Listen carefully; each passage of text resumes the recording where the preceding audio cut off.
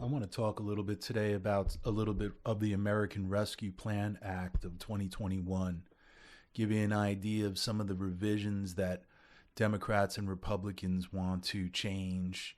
And so I'll just read one of the Democratic revisions that they'd like to see. They call it the Manager's Amendment. You can find a lot of this stuff on, it's called Committee on Rules. With regards to, I don't even know much about it, to tell you the truth. This is really, I'm just digging in because I'm not even really sure this government's actually a valid government. But if it is, we're just going to read just some of the differences of what people want to revise in this new act, which I heard something about a tunnel was going to go into San Francisco, and I don't know, maybe something going on with New York, which I mean, it's a complete joke. It's very hard to believe that all this stuff is true. But anyway, Democrat from Kentucky, Yarmouth, one of the changes he'd like to make is provide funding to support international efforts to help control and contain COVID-19 and emerging variants to prevent further spread across borders.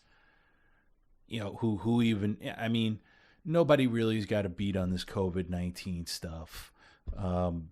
It's it might not be a false flag, but I sure can tell you, I think, just everyone can tell that this is definitely a crisis that did not go to waste.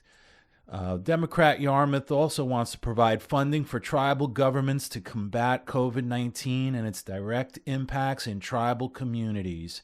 And I'm all cool personally with tribal communities. I definitely think they deserve something.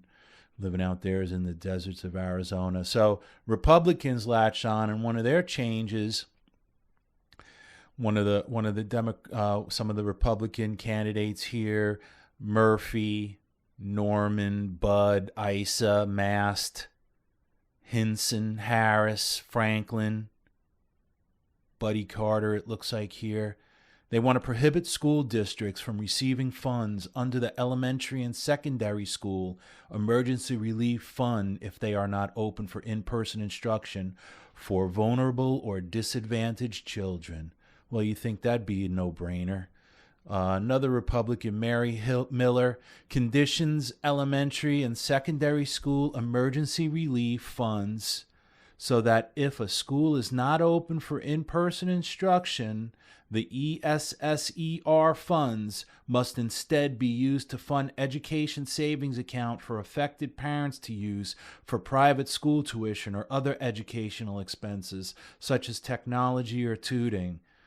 That's a very interesting spin on things. This is Michelle Steele from California, a Republican from California, wouldn't you know it? Prohibits funds to a local educational agency unless in-person instruction is available to all students at each of the public elementary and secondary schools. And each teacher employed in such school has been provided with an opportunity to receive a coronavirus vaccine.